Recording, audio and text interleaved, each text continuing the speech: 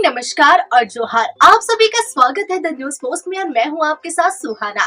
खबरों में आगे बढ़ेंगे। आज के झारखंड की तमाम 24 बड़ी खबरें और महत्वपूर्ण खबरों से रूबरू कराएंगे, लेकिन इससे पहले अगर आपने नहीं किया है द न्यूज पोस्ट को सब्सक्राइब, तो सबसे पहले आप हमारे चैनल को सब्सक्राइब करें, बेल आइकन पर क्लिक करना ना भूलें, क्योंकि इससे आपको राज्य भर की तमाम अपडेट मिलती रहेगी। तो चलिए शुरू करते हैं आज की महत्वपूर्ण खबरों से। जम्मू में शहीद हुए हजारीबाग के जवान करमजीत का पार्थिव शरीर आज गांव पहुंचेगा। देर रात रांची एयरपोर्ट पर शहीद के पार्थिव शरीर को राज्यपाल ने श्रद्धांजलि दी। इसके बाद फिर रामगढ़ स्थित पंजाब रेजिमेंट सेंटर में श्रद्धांजलि दी गई। शाम हो जाने के कारण रामगढ़ में ही उनका पार्थिव शरीर रखा गया। सुबह हजारीबाग के लिए पार्थिव शरीर लेकर सेना के जवान निकल गए। इसके बाद हजारीबाग में ससम्मान अंतिम यात्रा निकलेगी। कैप्टन सरदार करमजीत सिंह बख्शी की 5 अप्रैल को शादी होने वाली थी, लेकिन अब इस घटना के बाद परिवार में शोक की लहर है। घर वालों का रो रो कर बुरा हाल है। करमजीत की शहादत की खबर ने न सिर्फ उनके परिवार को बल्कि पूरे शहर को झकझोर कर दिया है। लेकिन अब वही आंखें आंसुओं से भर गई है। उनके पिता का सिर गर्व से ऊंचा है, लेकिन बेटे की विदाई के बोझ से उनके कंधे झुके हुए हैं। जो बहन अपने भाई की बारात में नाचने की तमन्ना लेकर बैठी थी, अब उसके आंसू थमने के नाम ही नहीं ले रहे। सरदार करमजीत सिंह बख्शी अखनूर के एलओसी पर पोस्टेड थे। पेट्रोलिंग के दौरान आतंकियों के द्वारा आईईडी ब्लास्ट में ये घायल हो गए। घायल होने के बाद सेना के द्वारा उन्हें अस्पताल ले जाया गया, जहां उनका देहांत हो गया। मालूम हो कि सरदार करमजीत सिंह भारतीय सेना में कैप्टन के पद पर तैनात थे और हजारीबाग के जुलू पार्क में उनका परिवार रहता है। परिजनों के अनुसार 5 अप्रैल को जम्मू में उनकी शादी होने वाली थी। वे 10 दिन पूर्व हजारीबाग से गए थे। सरदार करमजीत सिंह बख्शी के पिता का नाम अजिंदर सिंह बख्शी और माता का नाम नीलू बख्शी है। वह एक भाई और एक बहन है। घर के बड़े पुत्र थे। इनका परिवार होटल के व्यवसाय से जुड़ा है। कोडरमा जिले के डोबचांच थाना क्षेत्र के रूपंडीह में प्रतिमा स्थापित करने और मंदिर निर्माण को लेकर लगे पोस्टर फाड़े जाने को लेकर दो पक्षों के बीच जमकर झड़प हो गई। तनावपूर्ण स्थिति को देखते हुए मौके पर डोमचांच थाने की पुलिस पहुंची। इस घटना में डोमचांच थाना प्रभारी ओम प्रकाश के अलावा कई अन्य पुलिसकर्मी और आम लोग घायल हो गए। दरअसल स्थानीय लोग मंदिर में प्रतिमा स्थापित करने के लिए पहुंचे थे, लेकिन प्रतिमा स्थापित करने से पहले एक पक्ष के लोग दूसरे पक्ष के द्वारा लगाए गए बैनर पोस्टर को हटाने लगे और यहीं से विवाद बढ़ गया। देखते ही देखते सैकड़ों की संख्या में लोग वहां जमा हो गए और पहले तीखी बहस के बाद मारपीट की नौबत आ गई। धीरे धीरे यह मारपीट पत्थरबाजी में तब्दील हो गई। पत्थरबाजी की घटना में कई लोग घायल हो गए। घटना को लेकर कोडरमा एसपी अनुदीप सिंह ने बताया कि डोमचांच थाना क्षेत्र में दो पक्षों के बीच मारपीट हुई है, जिसे शांत कराने गई पुलिस के साथ भी लोगों की झड़प हो गई। तनावपूर्ण स्थिति को देखते हुए रूपंडीह के विवादित स्थल पर बड़ी संख्या में पुलिस बलों की तैनाती कर दी गई है। साथ ही पूरे इलाके को पुलिस छावनी में तब्दील कर दिया गया है। बढ़ते हंगामे को शांत करने के लिए पुलिस को हल्का बल का प्रयोग भी करना पड़ा। फिलहाल तनाव की स्थिति को देखते हुए पुलिस के आला अधिकारी वहां कैंप कर रहे हैं। पलामू से एक बड़ी खबर सामने आ रही है। यहाँ दहेज के कारण एक और बेटी की बलि चढ़ा दी गई है। घटना हैदरनगर थाना के सिगना गांव की है। यह एक ससुराल वालों ने अपने 21 वर्षीय बहू को जहर देकर उसकी हत्या कर दी है। बहू की हत्या करने की वजह बस इतनी सी थी कि उसके पिता दहेज में 2 लाख रुपए व बाइक ससुराल वालों को नहीं दे सके थे। इसी कारण ससुराल वालों ने अपनी बहू को जहर देकर मार दिया। घटना मंगलवार 11 फरवरी की शाम की है। वहीं बुधवार 12 फरवरी की सुबह मृतका के शव को अनुमंडलीय अस्पताल हुसैनाबाद में पोस्टमार्टम के लिए लाया गया। वहीं मृतका इंदु देवी के पिता लल्लू यादव ने पितरा थाना में लिखित आवेदन देकर शिकायत दर्ज कराई है। लल्लू यादव ने आरोप लगाया है कि ससुराल वालों ने ही उसकी बेटी को जहर देकर मार दिया है। लल्लू यादव ने बताया कि उसने अपनी पुत्री इंदु की शादी साल 2022 में पिपरा थाना के अम्बा झटा निवासी भूखड़ यादव के पुत्र प्रवीण यादव के साथ की थी। अपने सामर्थ्य के मुताबिक दहेज में सारा सामान ससुराल वालों को दिया गया, लेकिन बाद में इंदु के भाई की नौकरी लगने के बाद से इंदु पर उसके ससुराल वाले मायके से मोटरसाइकिल मंगाने का दबाव बनाने लगे। झारखंड के डीएसपी रैंक के 37 पुलिस अधिकारियों को बुधवार को प्रमोशन मिला। झारखंड सरकार ने डीएसपी रैंक के अफसरों को सीनियर डीएसपी में प्रमोशन दिया है। इसे लेकर राज्य सरकार के गृह विभाग ने अधिसूचना जारी कर दी है। गढ़वा जिले के NH 75 पर एक भयानक सड़क हादसा हो गया। यहाँ इनोवा कार और ट्रक के बीच जोरदार टक्कर हो गई। सड़क हादसे में एक व्यक्ति की मौत मौके पर ही हो गई, जबकि कार पर सवार 3 लोग इस हादसे में घायल हो गए और अन्य 2 को भी काफी चोटें आई है। घटना मेराल थाना क्षेत्र के लातदाग गांव स्थित NH 75 पर घटी है। बताया जा रहा है कि रांची हटिया से 7 लोग इनोवा कार में सवार होकर प्रयागराज महाकुंभ जा रहे थे। इसी दौरान गलत साइड से आ रहे कोयला लदे एक ट्रक ने इनोवा को टक्कर मार दी। टक्कर इतनी जोरदार थी कि कार पूरी तरह से क्षतिग्रस्त हो गया। इस घटना में 55 वर्षीय रांची हटिया निवासी शंभू कुमार राय की मौके पर ही मौत हो गई, जबकि मृतक की पत्नी राधा देवी, अरविंद कुमार, आदित्य सिंह, संदीप कुमार राय, अखिलेश यादव गंभीर रूप से घायल हो गए। झारखंड में लॉटरी का अवैध कारोबार धड़ल्ले से चल रहा है। विभिन्न शहरों में आए दिन प्रशासनिक अधिकारियों की जांच में इस बात का खुलासा भी होता है। इसके बाद लॉटरी के अवैध कारोबार पर अंकुश नहीं लग पा रहा है। खासकर झारखंड की उपराजधानी दुमका की बात करें तो जिले के कोने कोने में हर गली मोहल्ले में यह अवैध कारोबार करने वाले लोग मिल जाएंगे। यहाँ चौक चौराहों पर लॉटरी के टिकट की दुकान सस्ती है। किस्मत बनाने के चक्कर में आए दिन लोग अपनी गाढ़ी कमाई खोते हैं।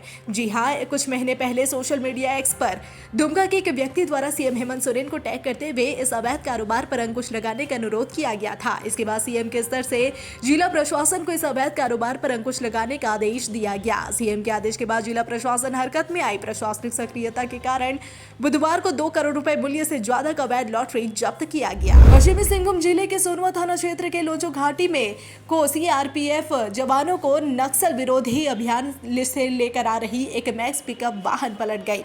इस दुर्घटना में सीआरपीएफ 60 बटालियन के 8 जवान गंभीर रूप से घायल हो गए, जिसमें से 6 की हालत गंभीर बताई जा रही है। सभी जवानों का इलाज चक्रधरपुर के रेलवे अस्पताल में चल रहा है। वहीं बाकी जवानों का इलाज सामुदायिक स्वास्थ्य केंद्र में चल रहा है। घटना के संबंध में बताया जाता है कि एक मैक्स पिकअप वाहन बुधवार करीब 12:30 बजे सीआरपीएफ 60 बटालियन के करीब 12 जवानों को नक्सल विरोधी अभियान एलआरपी से लेकर आ रही थी। इस दौरान वह असंतुलित होकर पलट गई, जिससे वाहन में सवार 8 जवान गिरकर घायल हो गए। घटना के बाद सभी घायल जवानों को इलाज के लिए सोनवा के सामुदायिक स्वास्थ्य केंद्र ले जाया गया, जहां से गंभीर रूप से घायल जवानों को बेहतर इलाज के लिए चक्रधरपुर के रेलवे अस्पताल ले जाया गया, जहां उनका इलाज चल रहा है। कोडरमा जिले के मरकच्चों से एक सिर कटा शव मिलने से आसपास के गाँव में सनसनी फैल गई। आपको बता दें कि कुछ चरवाहे मरकच्चो थाना क्षेत्र के भगवतीही स्थित जमुनिया में पंचखेरे नदी के पास अपने मवेशियों को धो रहे थे। इसी दौरान नदी के किनारे बालू में शव दफनाए जाने की जानकारी मिली। सूचना के बाद पहुंची पुलिस ने शव को बालू से निकलवाया तो पाया गया कि शव का सिर नहीं है। इसके बाद पुलिस आसपास के इलाके में सर्च अभियान चला रही है।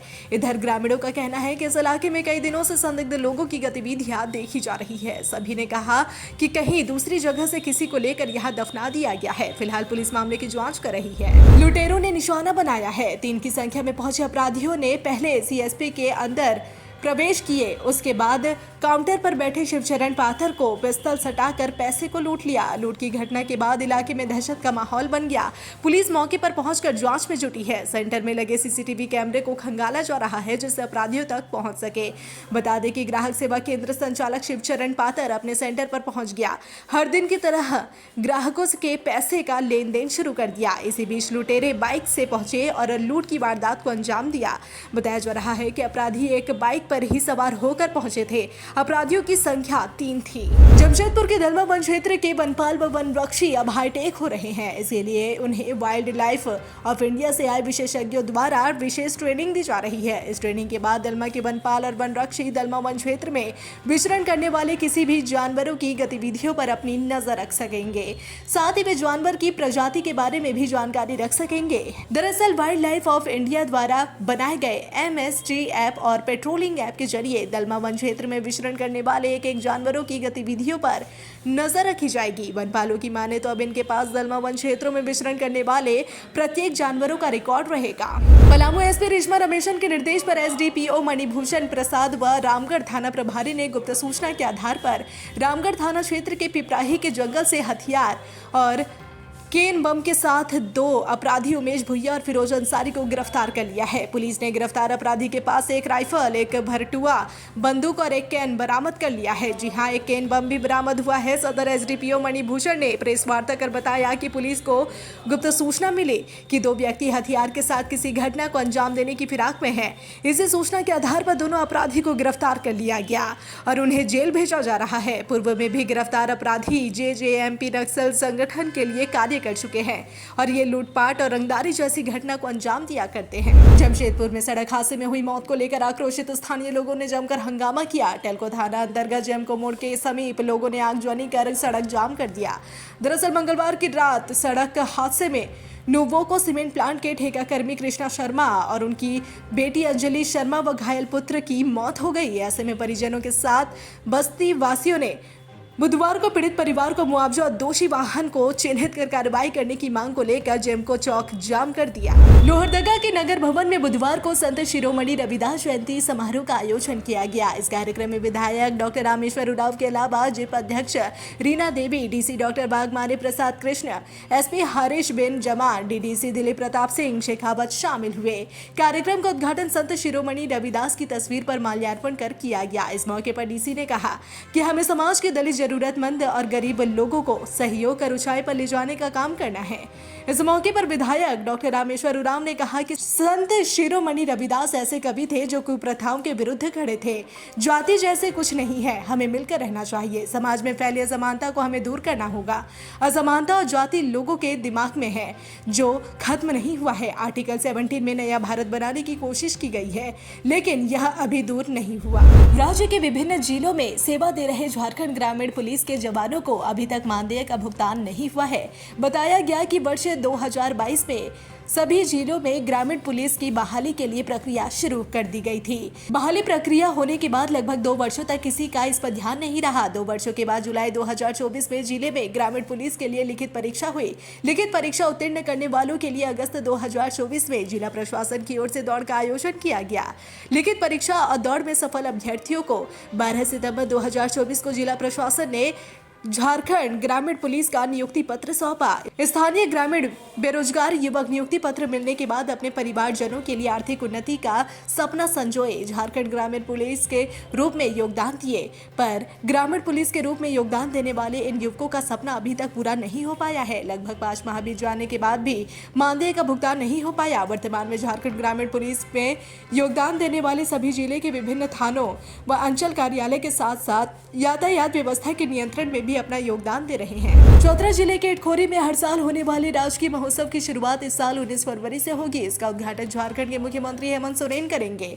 इसकी जानकारी देते हुए डीसी रमेश घोलप ने बताया कि जिला प्रशासन इसकी तैयारी को लेकर अंतिम रूप दिया जा रहा है। इसमें शामिल होने वाले स्थानीय को लेकर राज्य स्तरीय और बॉलीवुड के कलाकारों का चयन कर लिया गया है। इस दौरान कई तरह के आयोजन होंगे। इसमें झारखंड के अलावा बिहार से भी लोग पहुंचते हैं। महोत्सव में सांस्कृतिक कार्यक्रमों के अलावा विभिन्न सामाजिक और पारंपरिक आयोजनों की भी योजना बनाई गई है। झारखंड पर्यटन और कला संस्कृति विभाग की ओर से आयोजित होने वाले इस महोत्सव को राजकीय महोत्सव का दर्जा दिया गया है। सीबीएसई की 10वीं और 12वीं कक्षा की परीक्षा पूरे देश में एक साथ 15 फरवरी से शुरू होने जा रही है। यह परीक्षा 4 अप्रैल तक चलेगी। यह परीक्षा कदाचार मुक्त हो, इसलिए तीसरी आंख की व्यवस्था हर केंद्र पर कर ली गई है। जी हाँ, सीसीटीवी कैमरे की व्यवस्था हर तरफ कर ली गई है। प्रत्येक केंद्र पर केंद्राधीक्षकों और पर्यवेक्षकों की नियुक्ति हो चुकी है। वीक्षकों को प्रशिक्षण दिया जा चुका है। बोर्ड ने पूरी परीक्षा 0 टॉलरेंस में कराने के लिए प्रतिबद्धता जताई है। बोर्ड ने परीक्षार्थियों को निर्देशित किया है कि वे निर्धारित परीक्षा केंद्रों पर 10 बजे से आधे घंटे पहले पहुंच जाए। परीक्षा 10:30 बजे से शुरू होकर 1:30 बजे तक समाप्त होगी। कोई भी परीक्षार्थी अपने साथ इलेक्ट्रॉनिक उपकरण, mobile, calculator, smart watch, pager, Bluetooth इत्यादि नहीं ले जा सकेंगे। छात्र किसी तरह के दुष्प्रचार, वायरल वीडियो और अफवाहों पर ध्यान ना देंगे और न ही खुद प्रचारित करेंगे। छात्र अपने साथ आवश्यक सामग्री, ज्यामिति बॉक्स, कलम, स्केच, रंग इत्यादि पारदर्शी पाउच में ले जाएंगे। पानी की बोतल भी पारदर्शी होनी चाहिए। छात्र प्रवेश पत्र में अंकित विषयों की ही परीक्षा दे सकेंगे। संदिग्ध प्रश्नों पर बोर्ड अपने नियमानुसार विचार करेगा। इस वर्ष जांच प्रक्रिया बदल दी गई है। विशेष जानकारी के लिए बोर्ड की वेबसाइट देख सकते हैं। भाजपा प्रदेश अध्यक्ष और पूर्व मुख्यमंत्री बाबूलाल मरांडी ने फिर राज्य सरकार पर निशाना साधा। मरांडी ने सोशल मीडिया एक्स पर लिखा कि आदरणीय प्रधानमंत्री नरेंद्र मोदी जी ने झारखंड की धरती से विश्व की सबसे बड़ी स्वास्थ्य योजना आयुष्मान भारत की शुरुआत की थी, लेकिन अब झारखंड सरकार की एक अव्यवहारिक फैसले ने आमजनों के लिए समस्या उत्पन्न कर दी है। उन्होंने कहा कि आयुष्मान भारत के तहत झारखंड सरकार ने नया नियम जारी कर दिया है, जिसमें केवल 50 बेड और 30 बेड यानी कि शहरी और ग्रामीण वाले निजी अस्पताल ही योजना में शामिल होंगे। इससे सैकड़ों छोटे अस्पताल बाहर हो जाएंगे, जिससे गरीब मरीजों को इलाज में दिक्कत होगी, खासकर ग्रामीण क्षेत्रों में जहां छोटे अस्पतालों पर निर्भरता ज्यादा है। मरीजों को महंगे और दूर के बड़े अस्पतालों में जाना होगा।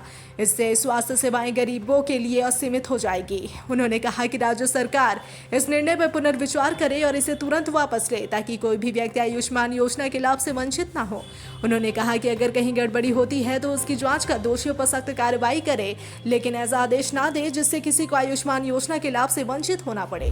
डाक विभाग में नौकरी की इच्छा रखने वाले उम्मीदवारों के लिए अच्छी खबर है। दरअसल भारतीय डाक विभाग ने ग्रामीण डाक सेवक के 21,413 पदों पर भर्ती निकाली है। इसके लिए आवेदन प्रक्रिया 10 फरवरी से शुरू हो चुकी है। वहीं आवेदन करने की आखिरी तारीख 3 मार्च है। योग्य उम्मीदवार official website India post gdsonline.gov.in पर जाकर आवेदन कर सकते हैं। हजारीबाग जिले के कटकमदाग प्रखंड के अडरा जंगल में वन विभाग की टीम पर अतिक्रमणकारियों ने हमला कर दिया। इस हमले में 4 वनरक्षी घायल हो गए। घायल वनरक्षी नीतीश कुमार मेहता, गोपी पासवान, गृह रक्षा वाहिनी अनिल ठाकुर, दैनिक वनकर्मी ऋषभ पांडे का प्रारंभिक इलाज निजी चिकित्सक के पास कराया गया। बताया जाता है कि वन विभाग की टीम अडरा जंगल में प्रस्तावित वन रोपण कार्य को लेकर ट्रेंच खुदाई करने पहुंची थी। इसी दौरान गांव के ही लोग उक्त जमीन को अपना बताते हुए वन कर्मियों पर हमला बोल दिया। ग्रामीणों का कहना है कि उक्त जमीन सरकार द्वारा भूदान में दी गई है, जबकि वन विभाग के अनुसार वह जमीन वन विभाग का है। सरकार द्वारा उन्हें दी गई जमीन वन सीमा रक्षा क्षेत्र के बाहर है। वन विभाग इस बाबत पिछले कई माह से सर्वे कर जंगल क्षेत्र को चिन्हित करते हुए वन रोपण कार्य करने की तैयारी कर रही थी। इस दौरान अतिक्रमणकारियों मशीन पर पेट्रोल छिड़क कर आग लगाने का प्रयास किया।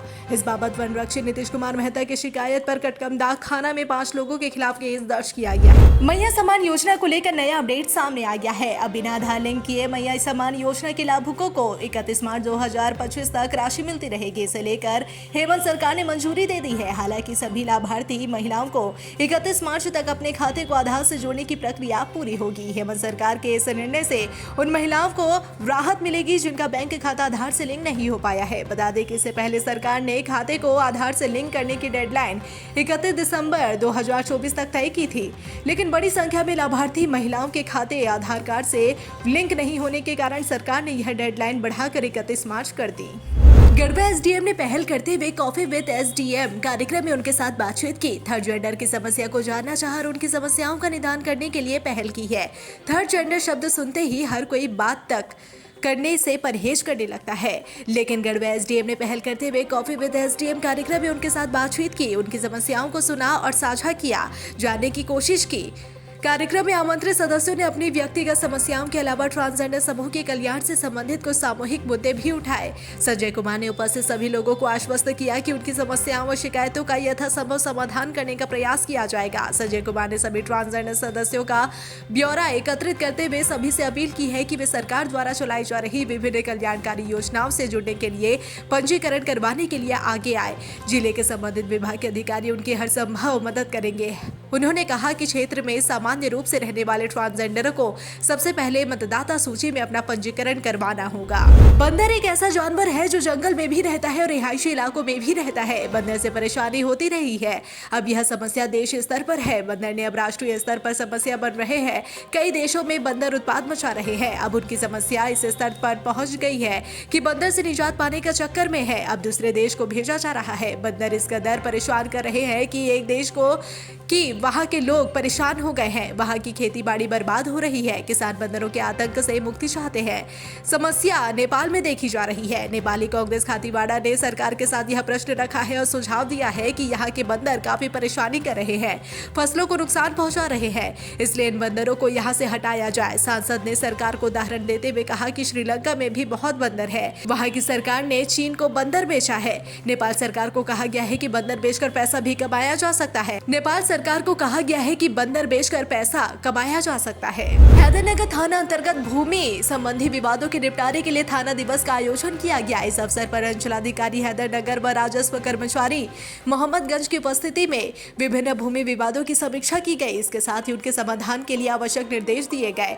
थाना दिवस के दौरान संबंधित पक्षों को कानूनी प्रक्रिया की जानकारी दी गई और आपसी सहमति से मामलों के निपटारे की पहल की गई।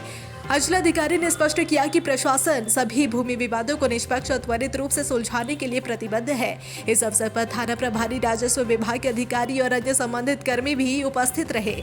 थाना दिवस का उद्देश्य नागरिकों को त्वरित न्याय प्रदान करना और प्रशासन व जनता के बीच समन्वय स्थापित करना है। पलामू में अवैध परिवहन को लेकर जिला परिवहन पदाधिकारी जितेंद्र कुमार ने वाहनों का सघन जांच अभियान चलाया। जांच के दौरान अवैध परिवहन करते 8 वाहनों को जब्त किया गया। जब्त 5 वाहनों को पंडवा थाना और 3 वाहनों को TOP 2 थाना को सौंपा गया। वाहन को संबंधित थाना परिसर में ही रखा गया है। इन ओवरलोड वाहनों पर गिट्टी, पत्थर और अन्य मटेरियल है।